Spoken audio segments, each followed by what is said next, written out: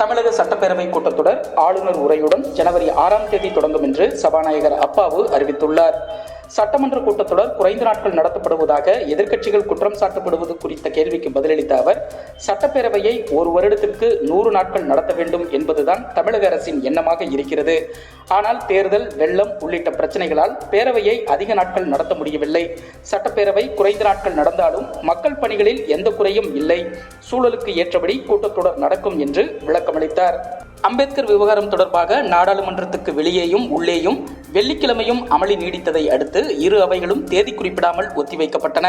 அம்பேத்கர் குறித்து மத்திய உள்துறை அமைச்சர் அமித்ஷா கடந்த 17ஆம் தேதி பேசிய பேச்சுக்கு அவர் மன்னிப்பு கேட்க வேண்டும், அவர் பதவி விலக வேண்டும், இல்லாவிட்டால் அவரை பிரதமர் பதவி நீக்கம் செய்ய வேண்டும் என்ற கோரிக்கைகளை முன்வைத்து எதிர்க்கட்சி எம்பிக்கள் நாடாளுமன்றத்துக்கு உள்ளேயும் வெளியேயும் வெள்ளிக்கிழமையும் ஆர்ப்பாட்டத்தில் ஈடுபட்டனர்.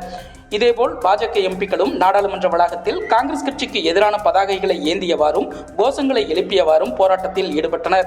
இந்த போராட்டங்களை தொடர்ந்து காலை 11 மணிக்கு மக்களவை கூடியது. பிரதமர் நரேந்திர மோடி, பாதுகாப்புத்துறை அமைச்சர் ராஜ்நாத் சிங் உள்ளிட்டோர் இதில் பங்கேற்றனர். தேசிய கீதம் இசைக்கப்பட்டு அவை நடவடிக்கை தொடங்க இருந்த நிலையில் எதிர்க்கட்சி எம்பிக்கள் அமித்ஷாவுக்கு எதிராக கோஷங்கள் எழுப்ப தொடங்கினர். உடனடியாக அவை தேதி குறிப்பிடாமல் ஒத்திவைக்கப்படுவதாக கூறி சபாநாயகர் ஓம் பிர்லா அவையை ஒத்திவைத்தார். நாடு முழுவதும் ஒரே நாடு ஒரே தேர்தல் நடத்துவது தொடர்பாக கொண்டுவரப்பட்ட 2 அரசியலமைப்பு திருத்த மசோதாக்களை மக்களவை சபாநாயகர் ஓம் பிர்லா வெள்ளிக்கிழமை நாடாளுமன்ற கூட்டுக்குழுவுக்கு அனுப்பி வைத்தார். இந்த நாடாளுமன்ற கூட்டுக்குழுவில் மக்களவை, மாநிலங்களவையைச் சேர்ந்த 39 பேர் உறுப்பினர்களாக உள்ளனர். இதுகுறித்து மக்களவை செயலகம் வெளியிட்டுள்ள அறிக்கையில், மக்களவை உறுப்பினர்கள் 27 பேர், மாநிலங்களவை உறுப்பினர் 12 பேர் அடங்கிய நாடாளுமன்ற கூட்டுக்குழு ஒரே நாடு ஒரே தேர்தல் மசோதாக்களை ஆய்வு செய்து அதன் பரிந்துரைகளை மக்களவை சபாநாயகருக்கு அனுப்பும் என்று தெரிவிக்கப்பட்டுள்ளது. அயோத்தியில் ராமர் கோயில் கட்டப்பட்ட பிறகு இனி கோயில், மசூதி விவகாரங்களுக்கு இடமில்லை என RSS தலைவர் மோகன் பகவத் தெரிவித்துள்ளார். இதுபோன்ற பிரச்சனைகளை எழுப்பி இந்துக்களின் தலைவர்களாக முயற்சிப்பது தவறு என்றும் அவர் கண்டித்துள்ளார். இந்திய தேசிய லோக் தள கட்சியின் தலைவரும் ஹரியானா மாநிலத்தின் முன்னாள் முதல்வருமான ஓம் பிரகாஷ் சௌதாலா மாரடைப்பு காரணமாக வெள்ளிக்கிழமை காலமானார். அவருக்கு வயது 89. அவரது மறைவுக்கு அரசியல் கட்சியினர் இரங்கல் தெரிவித்துள்ளனர்.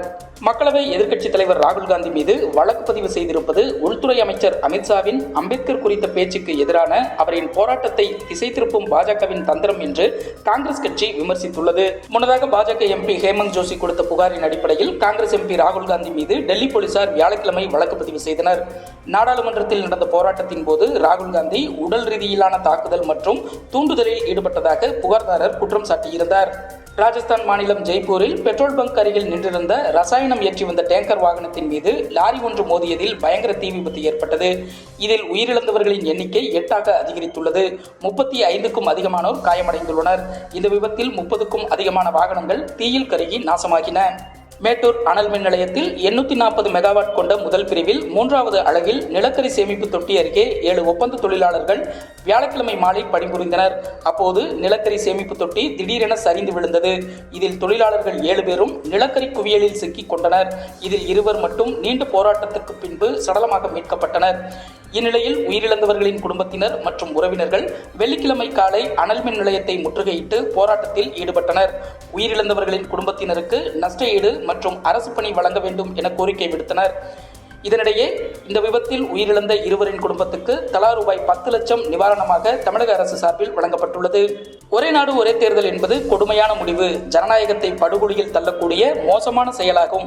அம்பேத்கர் விவகாரத்தில் அடுத்த கட்ட நடவடிக்கைகள் தொடர்பாக இந்தியா கூட்டணி தலைவர்களுடன் கலந்தாலோசித்து முடிவெடுக்கப்படும் என்று கோவையில் செய்தியாளர்களிடம் பேசிய தமிழக முதல்வர் மு க ஸ்டாலின் கூறியுள்ளார். அண்ணா நகர் சிறுமி பாலியல் வன்கொடுமை தொடர்பான வழக்கில் உச்சநீதிமன்றம் நியமித்த சிறப்பு புலனாய்வு குழுவின் விசாரணை முடியும் நிலையில் உள்ளதாகவும் விரைவில் இறுதி அறிக்கை தாக்கல் செய்ய உள்ளதாகவும் காவல்துறை தரப்பில் சென்னை உயர்நீதிமன்றத்தில் தகவல் தெரிவிக்கப்பட்டுள்ளது.